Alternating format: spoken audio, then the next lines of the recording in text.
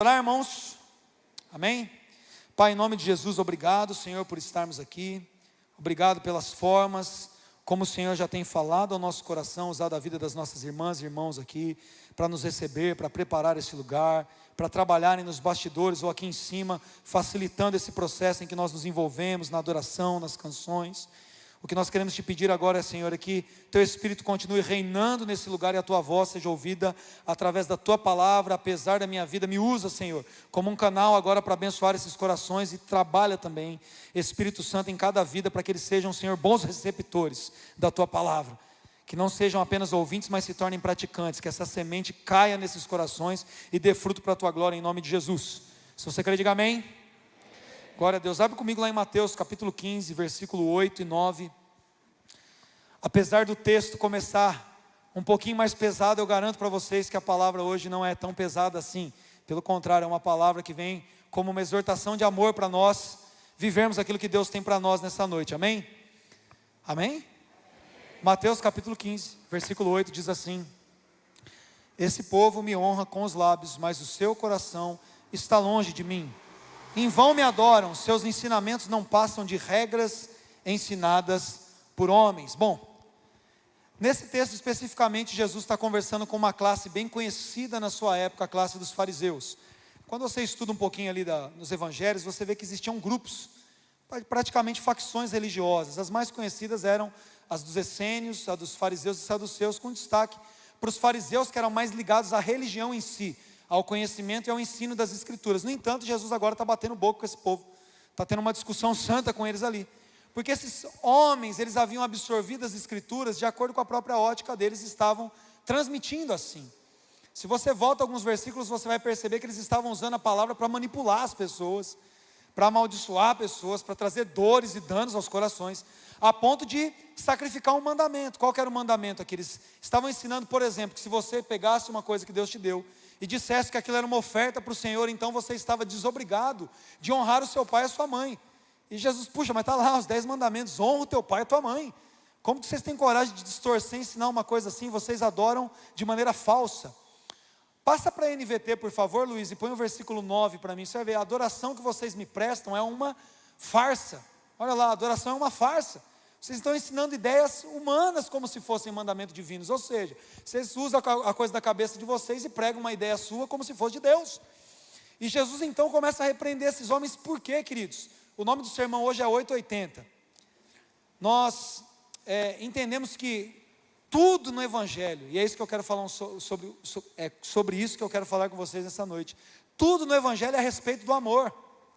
Deus nos chama para viver intensamente o amor, e não só em relação a não fazer nada ou fazer tudo, que é a expressão do 880, é que eu selecionei pelo menos 8 pontos aqui, pelos quais nós podemos ensinar algo a respeito desse amor, e certamente eu teria mais de 80 ou 1 milhão de formas, ou 1 bilhão de formas, para falar sobre o amor de Deus.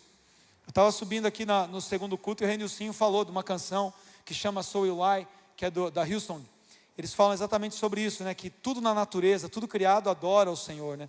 Que existem mais de 1 bilhão de coisas criadas e cada uma presta a sua própria adoração. E nós somos chamados também para adorarmos o Senhor. Mas a nossa adoração não pode ser como essa, porque quem não encontrou o amor, quem não se relaciona com o Senhor por meio do amor, pode estar prestando uma adoração falsa. É o que esses homens faziam. Eles tinham um conhecimento muito amplo dos textos, dos profetas, da lei, dos livros históricos e poéticos. Eles dominavam ali o conhecimento bíblico, entre aspas, ali da sua época, mas eles mesmo assim conseguiam não viver intensamente, viver de uma maneira verdadeira. Então o primeiro ponto que eu quero dizer para vocês nessa noite, 1 do 8 aqui, barra 80, é que quando nós não amamos o Senhor e nós não conhecemos intimamente o Senhor, nós podemos estar adorando de maneira falsa. Nós cantamos coisas muito profundas aqui nesse culto agora, sim. Nós nos entregamos aqui, eu me prostro aqui, eu me derramo na hora do louvor, eu amo cantar para o Senhor. Mas nós fizemos declarações de compromissos muito íntimos com o Senhor, né? Celebrarei a Ti, ó Deus, com o meu viver, ou seja, o que eu penso, as minhas atitudes, cada gesto meu serão uma oferta de celebração a Ti. Eu cantarei, eu contarei as Tuas obras. Nós estamos declarando algo, nós estamos adorando ao Senhor. Mas se nós não estivermos envolvidos de maneira a amar o Senhor, nós podemos estar falsamente adorando. E a palavra não nos chama para adorar falsamente, pelo contrário, Deuteronômio capítulo 6, verso 5, diz que nós devemos amar o Senhor, o nosso Deus. Se quiser colocar na tela, Deuteronômio 6, 5. Nós devemos amar a Deus de todo o nosso coração, com toda a nossa alma, com todas as nossas forças. Ou seja, o nosso intelecto, os sentimentos, a nossa razoabilidade, a nossa paixão, a nossa alma está rasgada diante de Deus. Nós não podemos apenas cantar ou declarar que nós amamos a Deus. Nós devemos viver isso intensamente, amém, irmãos? E o amor de Deus quer efetuar isso em nós, nos tirar de uma adoração apenas de lábios, para nos levar para uma adoração de todo o coração, de toda a alma, de toda a força.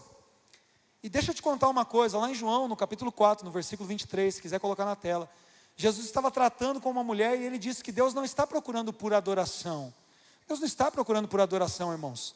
Pelo contrário, muitas vezes nós vemos o Senhor, o seu Espírito, inspirando os profetas a dizer: olha, para de cantar para mim, eu não estou aceitando as suas festas, os seus sacrifícios são repugnantes, eu tenho nojo dos seus ajuntamentos. Você vê isso várias vezes. O próprio profeta Isaías começa lá o seu livro no capítulo 1 falando sobre isso já. Deus não está preocupado com música, com canto, com reunião. Ele diz ao contrário para nós. Deus está procurando adoração, irmãos? Não. A palavra de Deus diz que são verdadeiros adoradores. Coloca a próxima parte do versículo. Diz, o Pai procura o que? Adoração? É a adoração que Deus está procurando nessa noite? Não. Deus está procurando pessoas que o adorem. Deus está procurando, e eu profetizo que Ele vai encontrar muitas pessoas nesse lugar que o adorem em espírito e em verdade. Deixa de ser uma farsa como aqueles fariseus, por mais que eles tivessem uma linguagem de crente, por mais que eles tivessem uma roupagem, uma verbalização de homens fiéis, o coração deles estava muito longe. Mas os nossos corações não estarão longe, estarão perto do Senhor, porque Ele está perto daqueles que o buscam assim, amém? Segundo ponto, quando nós não descobrimos o amor, nós vivemos um relacionamento baseado em regras e obrigações. Isaías no capítulo 28, versículo 10, o profeta diz isso. Coloca lá, 28, 10. Eu gosto da versão NVI, desculpa, essa dá certo também, mas eu quero a outra. A NVI repete mais, é mais parecido com o texto original. Pois o que se diz é ordem sobre ordem, regra e mais regra, um pouco aqui, um pouco ali. Ou seja, o profeta está dizendo que tudo aquilo que aquele povo está vivendo naquele momento é baseado em regras, obrigações. Quando nós não aprendemos a amar o Senhor, as coisas começam a aparecer para nós muito mais como obrigação. A gente é obrigado a deixar para o culto, a gente é obrigado a fazer aquela tarefa, a gente é obrigado a desenvolver alguma coisa. O apóstolo Luiz Hermínio tem uma frase dele, eu acho que é dele na verdade, eu não lembro bem, mas que eu gosto muito, não lembro se o autor é ele. Mas ele diz que aonde falta relacionamento, sobra regra. Isso é muito forte, eu dizia isso para a equipe de louvor. Nós entendemos isso com muita clareza, que quanto mais nós nos conhecemos e nos relacionamos enquanto pessoas, a gente pode parar de ter que falar algumas coisas que se tornam cansativas para nós. Não precisa ficar explicando mais o que tem que ser feito, porque a gente se conhece. No relacionamento de marido e mulher também é assim. Poxa, será que a gente vai ter que ficar pondo regra para todas as coisas que precisam acontecer dentro da casa? Isso cansa a gente. Ao longo do tempo, se a gente precisa ficar explicando tudo que tem que fazer no relacionamento de pai e filho, até no relacionamento de empresa. Sabe aquele cara que está no emprego que ele odeia? Quando a pessoa não gosta do que ela está fazendo, faz por obrigação apenas, baseado na regra, para ele tudo é cansativo. Vem uma novidade, uma coisa que pode até ser boa para a empresa e para ele consecutivamente, e parece que tudo é ruim, não estou afim de fazer isso. Então é aquele camarada ou aquela irmã lá que está sempre com a cara emburrada, já chega com o semblante fechado, não existe alegria, porque não é algo de todo o coração. Então você dá bom dia, já fala, bom dia por quê? Bom dia se for para você só.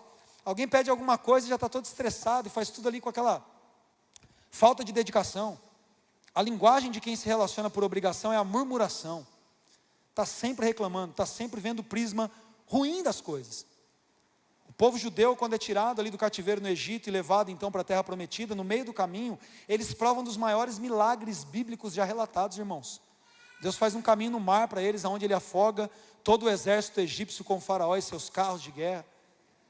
Deus conduz eles ali onde não havia comida, onde não havia proteção contra as feras. No entanto, à noite existe uma coluna de fogo para aquecê-los e protegê-los. Durante o dia uma nuvem os guia, para trazer um clima ameno. Roupas não se perdem, sandálias não se perdem. Maná desce do céu, água brota da rocha. E no entanto, aquele povo tem coragem de falar: que saudade da cebola do Egito. Ô desgraça, saudade de cebola. Tanta coisa para ter saudade. Saudade da escravidão. Porque eles estavam ali, parece que fazendo uma coisa meio que seguindo um roteiro. Deus não quer que você tenha um roteiro com Ele, Deus quer que você tenha um relacionamento, amém? E quando nós temos um relacionamento, o nosso semblante muda. A gente começa a ter outro prisma das dificuldades. É só olhar Josué e Caleb quando chegam na terra prometida, que são os únicos dois que entram. Todos os outros tinham uma visão negativa da situação. Os caras, a terra manda leite e mel mesmo, a terra é boa demais, mas no entanto tem gigante, tem isso, tem aquilo. Você trouxe a gente para morrer aqui, era bom morrer no Egito. O povo que queria morrer no Egito. Mas Josué e Caleb não, a palavra de Deus diz que eles tiveram outro espírito. Olha o que Provérbios diz, no capítulo 15, no provérbio 15, no verso 13. Quando nós amamos o que nós estamos fazendo, a alegria do coração transparece no rosto. São as pessoas que amam o que fazem. Eu dei um exemplo de manhã, posso repeti-lo aqui, que eu já passei com diversos dentistas, mas foi a primeira vez, semana passada, que eu passei com um dentista aqui da igreja, o Guilherme. E foi a única vez que alguém me deu um espelho para olhar, mostrou, falou da coloração da resina, e mostrou o detalhe, falou, vai ficar assim. Sabe, dá aquela atenção, apaixonado pelo que faz. Acabou de formar, já fez mestrado, se especializou, eu quero seguir essa área, então eu fui fazer uma cirurgia com ele, lá eu percebi que o mestre que estava orientando ele mal precisava ficar na sala, só vinha e falava, cara, muito bem, é isso aí, é isso aí, é isso aí. E eu vi que ele ia para as outras salas e ficava muito tempo lá, ou seja, estava mais preocupado com os outros, mas via que ele fazia o negócio com muito esmero e zelo. Esse é o segredo, irmãos, esse é o segredo. Nós começamos então a fazer as coisas com o coração, de todo o coração. O amor nos faz caminhar com o coração. Um dos valores que nós partilhamos na igreja é exatamente isso. E nós podemos continuar caminhando aqui. Você vai perceber que cada ponto vai chamando o outro. Quando nós não descobrimos um relacionamento pelo amor. Terceiro ponto, é que nós nos cansamos e fazemos as coisas pela metade. Lá em Lucas, no capítulo 9, no verso 62, Jesus diz, aquele que coloca a mão no arado e olha para trás, deixa de ser apto, irmãos. Não é para a igreja local, não é para agradar o pastor, não é para a membresia. O que está escrito ali? Ele deixa de ser apto para o quê?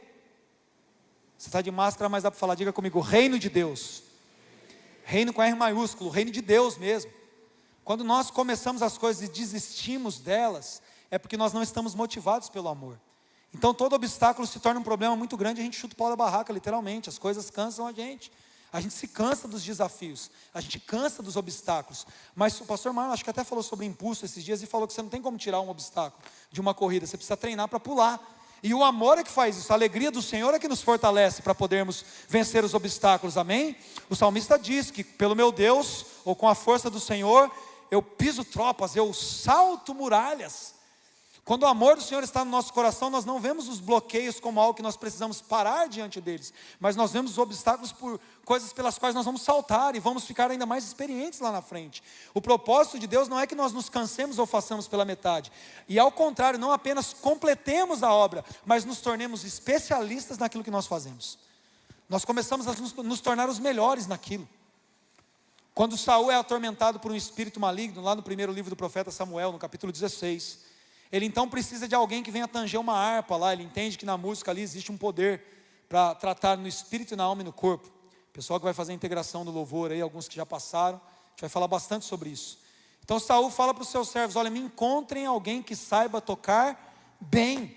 Ele não queria um cara que arranhasse um violão, ele queria um especialista no negócio. Falou, qual que é o melhor cara que tem tocando aqui? Chama ele. Por acaso onde eles vão parar? Lá em Belém, na casa de Jessé, no caçulinha, Davi. Quem que era Davi? Davi era um músico profissional? Não, Davi era o camarada que pegava a harpa dele. E lá no meio das ovelhas ficava contando estrelas, vendo as ovelhas e percebendo o cuidado de Deus e o amor dele, se tornou um especialista em adoração. É tão incrível que quando Davi institui o ministério de louvor lá no tabernáculo no templo, que vai ser construído, então ainda está usando o tabernáculo, até Salomão construiu o templo depois, mas ele institui esse serviço em Crônicas, que vai ser consagrado lá por Salomão. Você percebe, se eu não me engano, em 1 Crônicas, no capítulo 28, que todos os homens que foram levantados para aquele serviço, a palavra de Deus diz assim, todos eles eram mestres, não tinha ninguém mais ou menos. Davi percebia, trocar o microfone? Está ruim o microfone? Alguma coisa chiando aí? Pode ser que tenha algum canal aberto. O microfone para mim estava normal. Você percebe que Davi colocou pessoas que dominavam a arte. E por que eles dominavam a arte? É interessante ver Davi falando. Davi diz no Salmo 133, né? Tocai um novo cântico ao Senhor, toquem com habilidade ao aclamá-lo. Davi exalta a qualidade do que se faz, porque quando nós amamos, a gente não faz pela metade, nós completamos, nós nos tornamos cada vez melhores, e ainda mais, irmãos, nós nunca nos cansamos de fazer o bem quando nós amamos o Senhor, nós sempre nos tornamos inspirados a sermos renovados, as pessoas conseguem descobrir novas formas de vencer os desafios. Essa pandemia está aí para nos ensinar sobre isso, como muitos de nós precisamos aprender formas novas de executar o nosso trabalho, de encontrar os nossos clientes, de prestar um serviço melhor, e as pessoas que já estavam meio da pá virada com o negócio, chuta o pau da barraca, caça outra coisa, ou desanima de vez, mas quem sabe que é aquilo que foi chamado para fazer, encontra uma forma de fazer ainda melhor, e o amor de Deus faz isso conosco, amém? O valor que nós partilhamos aqui é o esforço motivado pelo amor, nós trabalhamos por fé, esse é o primeiro valor, ou seja, tudo que nós fazemos é feito baseado na fé, não é atividade pelo ativismo, é atividade porque nós fomos predestinados para as boas obras. Mas todo mundo é tentado a se cansar, irmãos, mesmo os que amam, são tentados a olhar para trás e se cansarem, mas eles não olham, eles não se cansam. A palavra de Deus diz que aqueles que esperam no Senhor renovam as suas forças, sobem com asas como águias, ou seja, quando a tempestade está ainda mais intensa, a gente voa para cima da tempestade. O Senhor é quem faz nos caminhar como a corça, em lugares altos, como diz o profeta Abacuque. Quando a gente não vê figueira florescendo, quando a gente não vê videira dando fruto, quando a gente não vê ovelha no curral, a gente vai acima das circunstâncias, porque o Senhor nos leva para lugares altos. É só o amor que pode fazer isso, é só o amor que tira os nossos olhos da circunstância e coloca os nossos olhos no Senhor, que faz tudo muito bem, amém? Quarto ponto, quando não há amor, nós expomos os outros, nós defraudamos os outros, nós tentamos pejorizar as pessoas para de alguma forma nos sentirmos melhores. Provérbios 20:19 diz que o mexeriqueiro logo revela o segredo. Sabe o que acontece? É que quando nós estamos trabalhando baseado nas nossas próprias convicções, sem compreender o amor do Senhor, fazer com que o outro pareça pior, de alguma maneira faz com que eu pareça melhor. Nós temos uma dúvida sobre o que Deus realmente pensa a nosso respeito.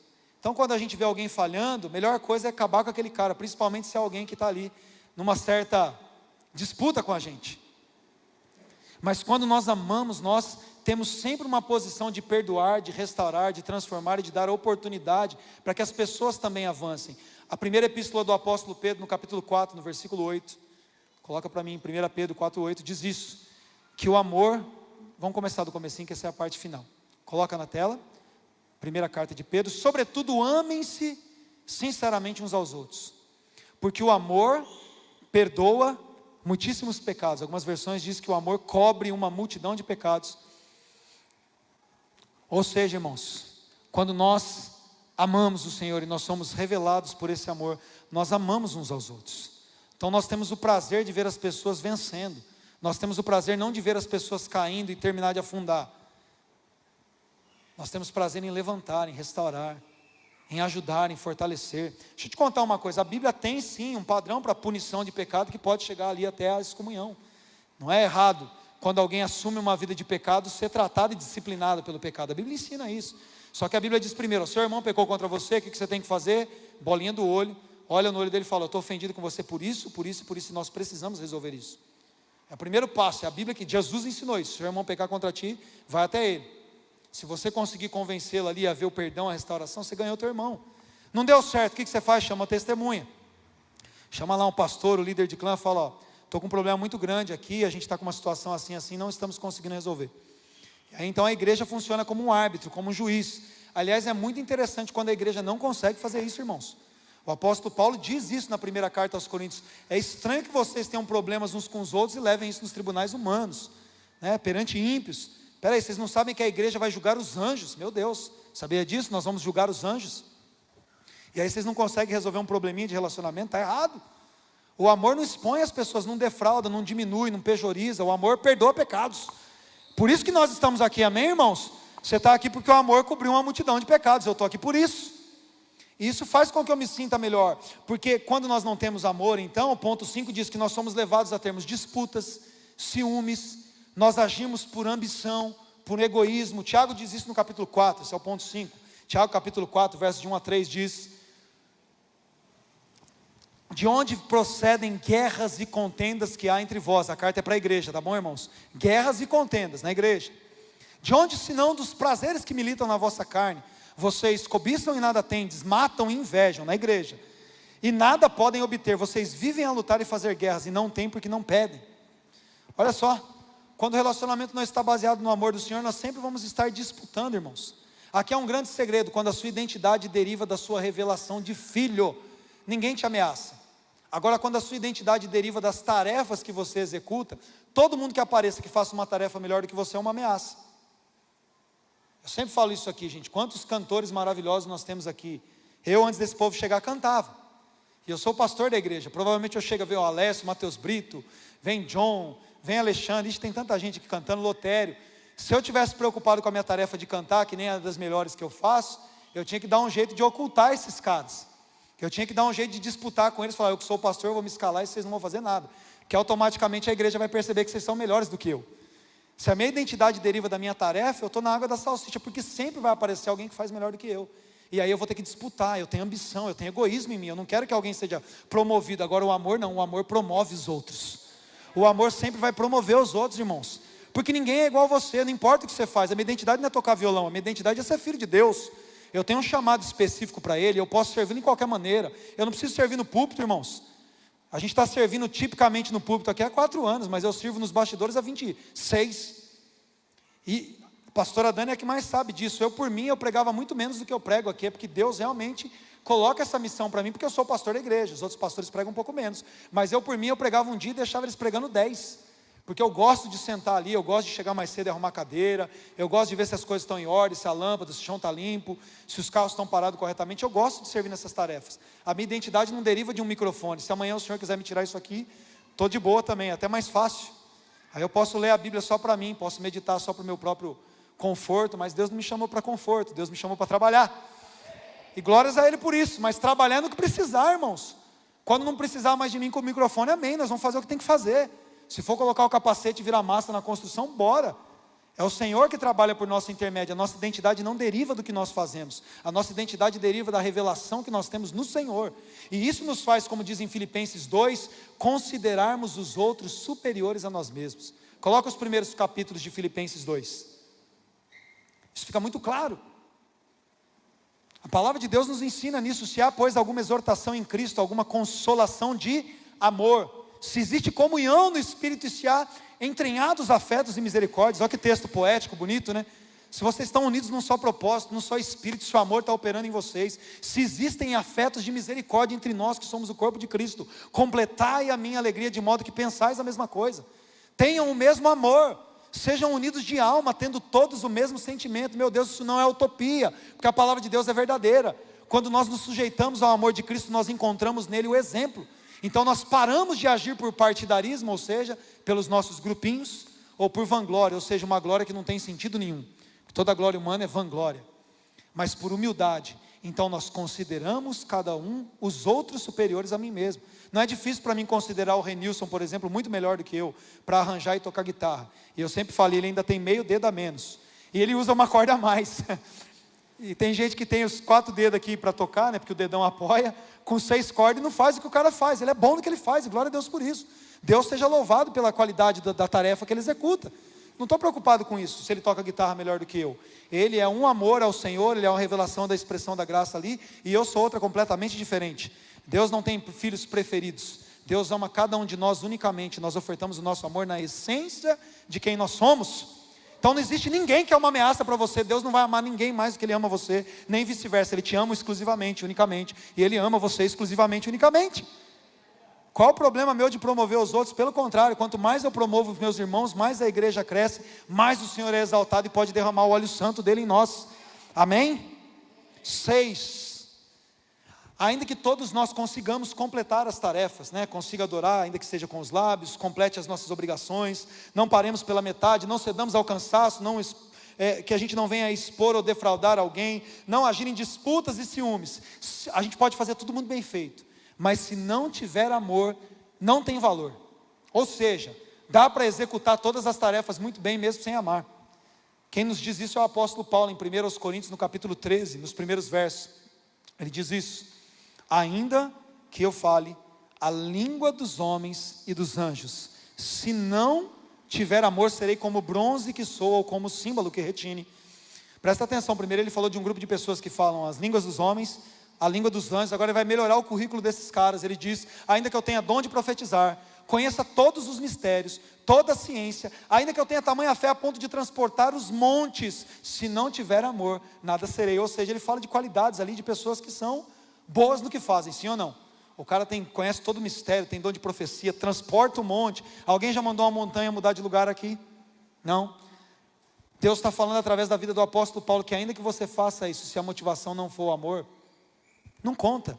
Sem amor, sem valor, ainda que a tarefa seja bem feita. Ou seja, diante do Senhor, as melhores tarefas que nós podemos executar, se não estiver com o nosso coração, é um completo desperdício. No entanto, quando nós estamos envolvidos com o Senhor, os maiores desperdícios se tornam expressão de amor. Presta atenção no que diz o Evangelho de João no capítulo 12, versículo 5. Abre lá comigo. Essa é uma passagem da irmã Maria aqui, João 12, 5, a Maria de Betânia. Olha só, presta atenção, Jesus agora está na casa ali reunido com os seus discípulos. Tem ali Judas, João, Pedro, Natanael, Filipe, Bartolomeu. Conhece os discípulos, irmão? Tiago, João, tal, os 12. Mais uma rodinha de fariseus, a galera da igreja está toda ali na casa. De repente entra uma menina, entra uma moça que amava Jesus. E ela então pega um vaso de nardo puríssimo, um perfume muito caro. E ela é apaixonada pelo Senhor, e naquele momento ela está fazendo a maior declaração de amor da vida dela. Ela quebra aquele vaso e derrama aquele perfume, aquele vaso de alabastro caríssimo, nos pés de Jesus. Então começa a chorar ali aos pés dele, e enxugar os pés dele daquela essência que perfumou todo o ambiente com os seus cabelos. Um dos discípulos, o que roubava o saquitel, diz isso: por que não se vendeu esse perfume por 300 denários e não se deu aos pobres? Deixa eu te falar uma coisa, 1 denário é a quantia que se pagava a um trabalhador braçal. Pensa em um servente de pedreiro sem conta diária, 300 denários, 30 vezes 100, 30 mil é isso?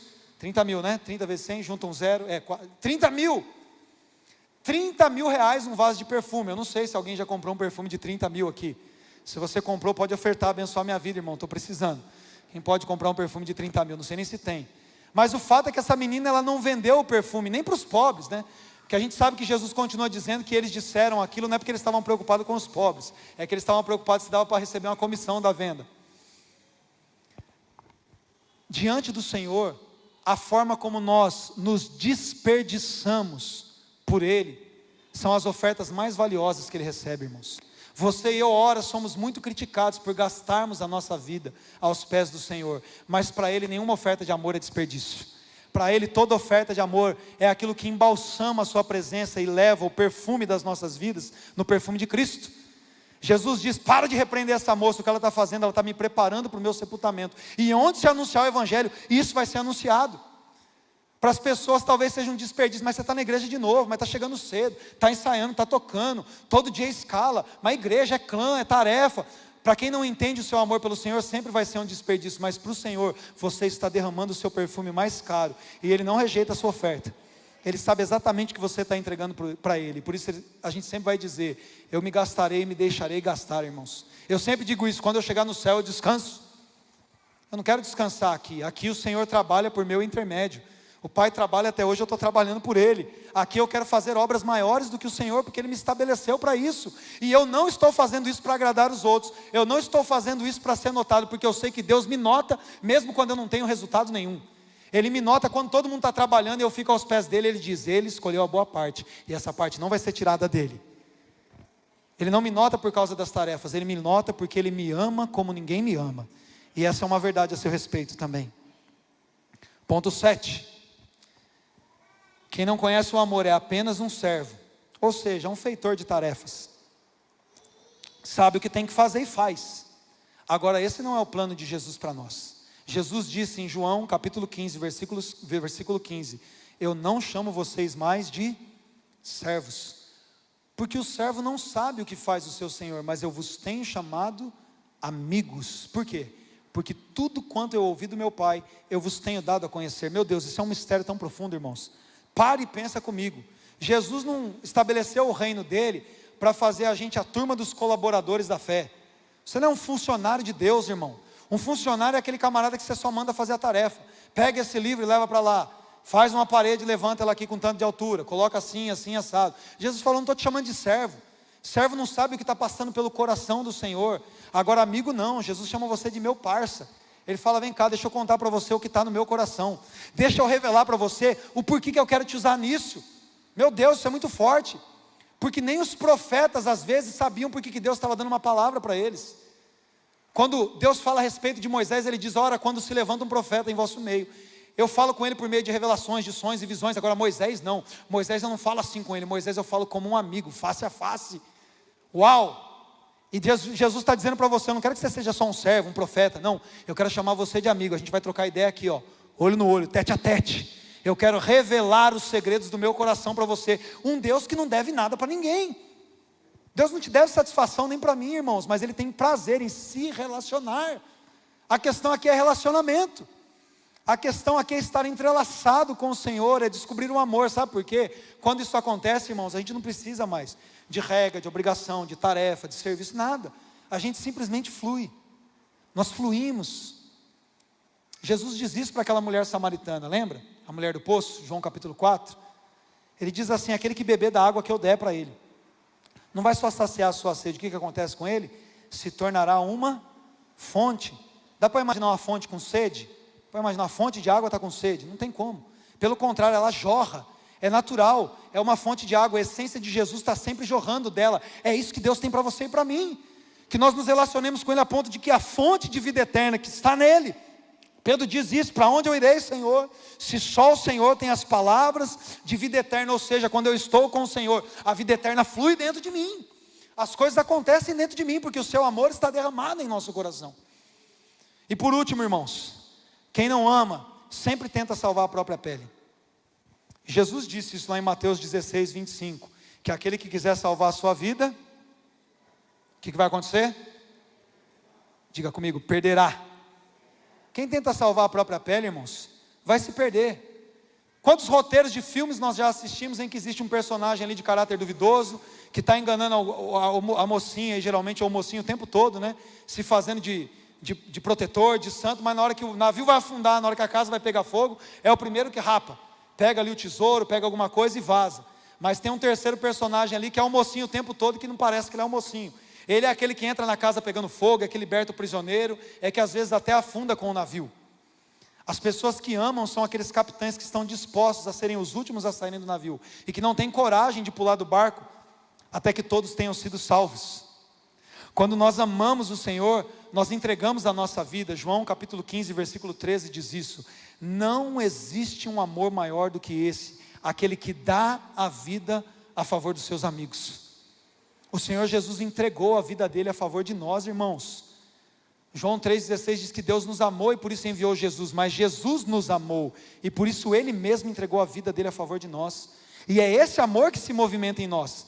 Não é um amor que fica tentando salvar a própria pele, é um amor que se entrega para salvar a pele dos outros. Não é um amor que fica tentando estar num lugar protegidinho, aqui comigo está tudo bem, que se lasque o mundo. Não, eu vou me expor o quanto for necessário, porque eu não aceito que as vidas estejam sendo perdidas. Eu vou gastar a minha vida, eu vou entregar a minha vida para que outros sejam salvos. E não existe nenhuma manifestação maior de amor, irmãos, do que pregar o Evangelho. Não existe nenhuma forma maior de amar a humanidade do que anunciar a remissão dos pecados por meio de Jesus. A primeira epístola do apóstolo João, no capítulo 4, a partir dos versos 8, fala sobre isso. Fala sobre pessoas que conhecem um Deus que é amor, e quando Deus manifesta o seu amor, Ele manifesta esse amor entregando Jesus na cruz, para remir pessoas do pecado. É dessa forma que nós manifestamos o amor de Deus, remindo pessoas do pecado. Porque não adianta eu ser o cara legal das palavras boas, da linguagem de crente, que canta legal, que tem uma igreja, blá blá blá. Se eu não amo as pessoas a ponto de dizer para elas, se você continuar nesse caminho, você vai perecer. Mas existe aqui um escape, existe aqui um caminho de salvação, esse caminho é Jesus Cristo. E nós podemos amá-lo perfeitamente. O mesmo João diz nessa primeira carta dele, no capítulo 4, no verso 19, que nós amamos, porque Ele nos amou primeiro. Nós somos capacitados a amar, queridos, porque o amor do Senhor está nesse lugar aqui, ó, fluindo nesse lugar.